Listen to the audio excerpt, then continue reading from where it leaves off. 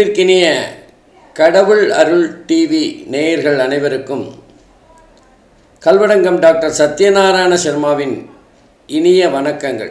இன்றைக்கி நம்ம தமிழ் புத்தாண்டு பற்றி பார்க்க போகிறோம். சித்திரை மாதம் 1ஆம் தேதி 14/4/2026 அன்று பிறக்கப் போகிற புது வருஷத்தோட பேர் பராபவ வருஷம். அன்றைய தினம் செவ்வாய்க்கிழமை சதயம் நட்சத்திரத்தில்,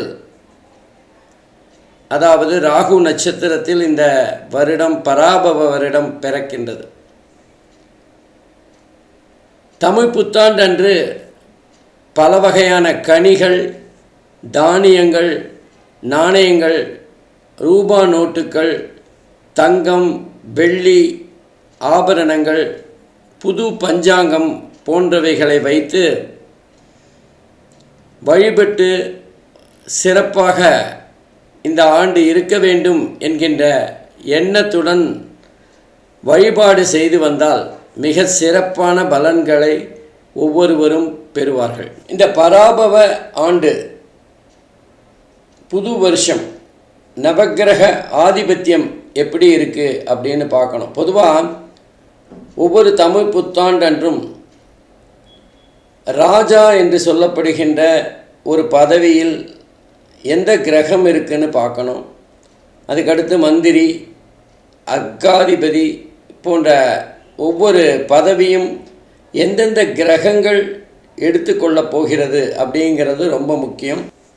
இந்த பராபவ ஆண்டில் நவக்கிரக ஆதிபத்தியம் எப்படி அப்படின்னு பார்த்தீங்கன்னா, ராஜாவாக குரு பகவானும், மந்திரியாக செவ்வாய் பகவானும், அர்க்காதிபதியாக சந்திர பகவானும், மேகாதிபதியாக சந்திரனும், சஸ்யாதிபதி சுக்கிரனும், சேனாதிபதி சந்திரனும், ராசாதிபதி சூரியனும், தானியாதிபதி புதனும், நீரசாதிபதி சுக்கிரன், பசுநாயகர் கோபாலன், வருஷாதிபதி தேவதை லக்ஷ்மி நரசிம்மன். நம்ம இந்தியாவோட லக்னம் அப்படின்னு பார்த்தா ரிஷப லக்னம், ராசி அப்படின்னு பார்த்திங்கன்னா மகர ராசி. இது நம்ம ஜோதிடத்தில் சொல்லப்பட்டிருக்கிற ஒரு விஷயம். ஆனால் அதே நேரத்தில் நம்ம சுதந்திரம் வாங்கிய ஆகஸ்ட் 15, 1947 இந்தியாவின் பிறந்த தினமாக வைத்து கணித்தால் நமக்கு ரிஷப ராசியும் கடக லக்னமும் வரும். ஆகவே நம்முடைய ஜோதிட சாஸ்திரத்தின்படி மகர ராசி இந்தியாவுடைய ராசியாகவும், ரிஷப லக்னம் இந்தியாவுடைய லக்னமாகவும் எடுத்துக்கொள்ளப்படுகின்றது. அந்த வகையில் இந்த பராபவ ஆண்டு எப்படிப்பட்ட பொது பலன்களை இந்தியாவிற்கு தரப்போகிறது அப்படின்னு பார்க்கலாம். இந்த பராபவ ஆண்டில் உலக அளவில் இந்தியா மிகப்பெரிய வல்லரசு நாடாக முயற்சிகளை எடுத்து முன்னேறி வரும். முதல் 6 மாதங்கள் பொருளாதாரம் மந்த நிலையில் இருந்து பின்னர் படிப்படியாக முன்னேற்றம் இருக்கும். மகர ராசிக்கு 2வது வீட்டில் ராகு, 3இல் சனி, 6இல் குரு, 8இல் கேது ஆகிய கோச்சார அமைப்புகள் மிக முக்கியமான பங்கு வகிக்கும். இந்தியாவோட அணு ஆயுத வளர்ச்சி பெரிய நாடுகளை ஆச்சரியப்பட வைக்கும். வேலையில்லா திண்டாட்டம் பெருமளவில் அதிகரிக்கும்.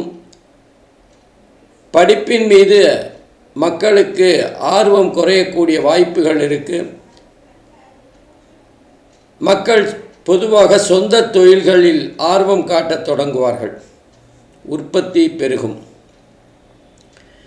இந்தியா ஒரு புதிய கண்டுபிடிப்பை உலகுக்கு அறிமுகம் செய்கின்ற வருடமாக இந்த பராபவ வருடம் இருக்கும். சூரிய ஒளியோட பாதிப்பு அதிகமாக இருக்கின்ற காரணத்தினால் நோய் தொற்று அதிகரிக்கக்கூடிய காலமாக அக்டோபர் முதல் பிப்ரவரி வரை மிகவும் எச்சரிக்கையாக இருக்க வேண்டிய காலமாக அமையும். இந்த வருடம் அந்த வெயிலோட தாக்கம் ரொம்ப அதிகமாக இருக்கும். சூரியனோட உஷ்ணம், சூரியனோட அந்த ரேடியேஷன், அதில் சில பாதிப்புகள் நிறைய பேருக்கு ஏற்படக்கூடிய வாய்ப்புகள் இருக்குது. கொஞ்சம் கவனமாக இருக்கணும். எரிவாயு உற்பத்தியில் சிறப்பான முன்னேற்றம் இந்தியாவில் ஏற்படும். இந்தியாவின் நட்பு நாடுகளாக சீனா, ஜப்பான், ரஷ்யா, ஜெர்மனி போன்ற நாடுகள் முன்னணியில் இருக்கும். அமெரிக்கா இந்த ஆண்டு மிகப்பெரிய பொருளாதார சரிவை சந்திக்கும். சுயசார்பு பற்றி அமெரிக்கா முக்கிய முடிவுகளை எடுக்கும். பல இந்தியர்கள் அமெரிக்காவை விட்டு வேறு இடங்களுக்கு அல்லது வேறு நாடுகளுக்கு மாறி செல்வார்கள். இந்த பராபவ ஆண்டில் மழை பிற்பகுதியில் ரொம்ப சிறப்பாக இருக்கும். சில வட மாநிலங்களில் வெள்ளம், புயல் போன்ற தாக்குதல்களால் பாதிப்புகள் அதிகமாக இருக்கும். இந்த வருடம் ஆன்மீக நாட்டம் எல்லோருக்கும் அதிகமாக இருக்கும். ஆன்லைன் மற்றும் பண மோசடிகள் அதிகரிக்கும். தமிழ்நாடு வட இந்தியர்கள் சரணாலயமாக மாறும். தமிழ்நாட்டின் அவசியம் இந்திய அளவில் முக்கியத்துவம் பெறும். இந்திய அரசியலில் டிசம்பர் மாதம் மிகப்பெரிய குழப்ப நிலை ஏற்படும். சித்த ஆயுர்வேத மருத்துவம் பற்றிய மக்களின் புரிதல் அதிகமாகும், தேடுதலும் அதிகமாகும். பொதுவாக இந்த பலன்கள் இந்தியாவுக்கான பலன்களாக இருந்தாலும் 12 ராசிக்குமான தனித்தனியான பலன்களையும் பார்க்கலாம். வாங்க. அன்பிற்கினிய ரிஷப ராசி அன்பர்களே, இந்த தமிழ் புத்தாண்டு உங்களுக்கு ஓஹோன்னு இருக்க போகிறது.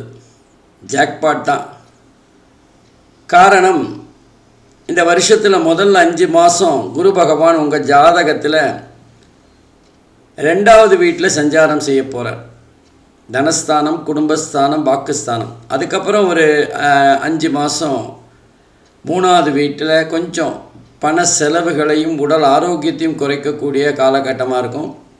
அதுக்கப்புறம் திரும்பவும் 4வது வீட்டுக்கு வந்துடுவார். இந்த மாதிரி குரு பகவானோட சஞ்சாரம் 2, 3, 4 ஆகிய இடங்களில் இருக்கிறது ரொம்ப ரொம்ப சிறப்பானது. என்ன ஒரு விஷயம், குரு பயிற்சியாகி கடகராசியில் உச்சமாக இருக்கிற அந்த ஒரு 4-5 மாதம் கொஞ்சம் கவனமாக இருக்கணும். செலவுகள் உங்கள் கட்டுப்பாட்டிலே இருக்காது. அதே நேரத்தில் சனி பகவானை பார்த்தீங்கன்னா யோகமான 11வது இடத்துல சஞ்சாரம் செய்ய போகிறார். அதுவும் குருவோட வீட்டில். பொதுவாக 11வது வீடு எந்த கிரகமாக இருந்தாலுமே சிறப்பான பலன்களை தரும். அதில் சனி பகவான் 11வது வீட்டில் இருக்கிறதுங்கிறது உங்களுடைய சிந்தனை செயல்பாடுகள், உங்களுடைய அணுகுமுறை எல்லாமே உங்களுக்கு சாதகமாக இருக்கும். கூடவே சனி பகவானுக்கு உதவி செய்கிற மாதிரி 10வது வீட்டில் ராகு பகவான் எதிர்பாராத செல்வத்தை தரக்கூடியவராக இருப்பார். ரிஷப ராசிக்கு 4வது வீட்டில் இருக்கிற கேது தான் உங்கள் சுகஸ்தானத்தை கொஞ்சம் அசைச்சு பார்க்குற மாதிரி இருக்கும். பொதுவாக இந்த 2வது வீட்டில் இருக்கிற குரு பகவான் நீண்ட நாட்களாக மறுமணம் ஆல, முதல் திருமணம் சரியா இல்லை, 2வது திருமணத்துக்கான முயற்சிகள் நடக்கு அப்படின்னா அவங்களுக்கெல்லாம் இந்த காலகட்டத்தில் திருமணம் கைகூடி வருகின்ற சூழ்நிலையை பார்க்கலாம். அதே மாதிரி நிலுவையில் இருக்கிற வழக்குகள், ஏதாவது நீங்கள் போட்ட வழக்குகளாக இருக்கலாம், அல்ல உங்கள் மேலே யாராவது போட்ட வழக்குகளாக இருக்கலாம், அதெல்லாம் ஒரு முடிவுக்கு வருகின்ற ஒரு காலகட்டமாக இருக்கும். பொதுவாக இந்த நேரத்தில் சாட்சிக்காரன் காலில் விழுறதை விட சண்டைக்காரன் காலில் விழுறது நல்லது அப்படின்னு நீங்கள் புரிஞ்சுப்பீங்க. குரு பொதுவாக 2, 3, 4 ஆகிய இடங்களில் சஞ்சாரம் செய்யும்போது தாயாருடைய உடல்நலம் சார்ந்த விஷயங்களில் கொஞ்சம் கவலை ஏற்படலாம், அல்லது தாயாருடைய வைத்திய செலவுகள் சற்று அதிகமாக இருக்கின்ற காலமாக இருக்கும். அதே மாதிரி இந்த காலகட்டத்தில் நீங்கள் சகோதரர்கள் உடன்பிறப்புகளுக்கு இடையே ஏதாவது பாகப்பிரிவினைகள் சொத்து விஷயங்களில் பிரிச்சுக்கிறதுல ஏற்படுகின்ற ஒரு சூழ்நிலை இருக்கலாம். சில பேர் பழைய வாகனங்களை விற்றுட்டு புதிய வாகனம் வாங்குகின்ற ஒரு சந்தோஷமான சூழ்நிலை கூட ஏற்படும். இந்த காலகட்டத்தில் நீண்ட தூர பயணம், ரொம்ப நாளாக நமக்கு பத்ரிநாத் போகணும், ரொம்ப நாளாக காஷ்மீர் போய் பார்க்கணும் அப்படின்னு ஒரு எண்ணங்கள் மனசுக்கு அடியில் இருந்துகிட்டே இருக்கும். அந்த எண்ணங்கள் கைகூடுகின்ற ஒரு காலகட்டமாக இருக்கும். இப்படி குரு பகவான் உங்களுக்கு யோகங்களை அள்ளி தந்தாலும் சனி பகவானும் உங்களுடைய உழைப்புக்கேற்ற ஊதியத்தை கொடுத்தாலும் உங்களுடைய மாமனார் மாமியார் சம்பந்தப்பட்ட விஷயங்களில் சின்ன சின்ன மனக்கசப்புகள் ஏற்படலாம், கருத்து வேறுபாடுகள் ஏற்படலாம். அதே மாதிரி உங்ககிட்ட இருக்கிற பழைய சொத்துக்கள் ஏதாவது விற்று புது சொத்து வாங்குகின்ற ஒரு சூழ்நிலை ஏற்படும். இந்த நேரத்தில் சனி பகவான் உங்களுக்கு எதிர்பாராத ஒரு மிகப்பெரிய அதிர்ஷ்டத்தை தருவார். நீங்கள் எதிர்பார்த்துருக்கவே மாட்டீங்க. அவ்வளோ பெரிய பணம் உங்களுக்கு எப்படி இங்கேருந்து வருமா, இந்த சொந்தக்காரங்கிட்டேருந்து வருமா அப்படின்னு கொஞ்சம் கூட எதிர்பாராத இடத்துலேருந்து மிகப்பெரிய அளவில் பண வரவு இருக்கும். அதே நேரத்தில் ராகு பகவானோட சஞ்சாரம் அப்படிங்கிறது நவம்பர் வரைக்கும் 10வது வீட்லேயும் அதுக்கப்புறம் 9வது வீட்டிலையும் ராகு பகவான் சஞ்சாரம் செய்ய போகிறார். மூத்த உடன்பிறப்புகளோட ஏதாவது ஒரு கருத்து வேறுபாடு இருக்கும். சில சமயங்களில் உங்களுடைய பிரம்மாண்டமான எதிர்பார்ப்புகள் ஒரு விதமான விரக்தியை ஏற்படுத்தலாம். நீதிமன்ற வழக்குகள் உங்களுக்கு சாதகமாக முடியும். ராகுவை பொறுத்தவரை உங்கள் வருமானத்தில் ஏதாவது சின்ன சின்ன மாற்றங்களை ஏற்படுத்தினாலும் யோகங்களை தருவார். கொஞ்சம் வசதி வாய்ப்புகளை அதிகரிப்பார், பண வரவை அதிகரிப்பார். கேது உங்கள் ஜாதகத்தில் 4 மற்றும் 3வது இடங்களில் சஞ்சாரம் செய்கின்ற சூழ்நிலை தான். நவம்பர் வரைக்கும் 4வது வீட்லேயும் அதுக்கப்புறம் 3வது வீடு. 3வது வீட்டுக்கு வரும்போது கேது அள்ளி தரப்போகிறார் தான்.